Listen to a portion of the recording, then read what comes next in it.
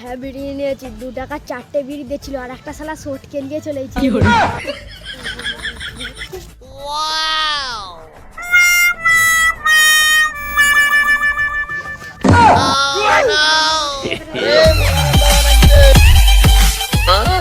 আরে দাদা নাকি?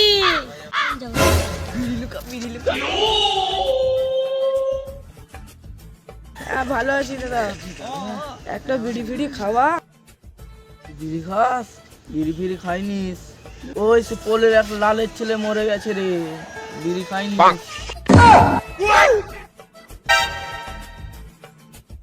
ও দাদা তুমি বিড়ি খাও নাকি? না আমি খাওয়া পাওয়া চাই না। আচ্ছা দা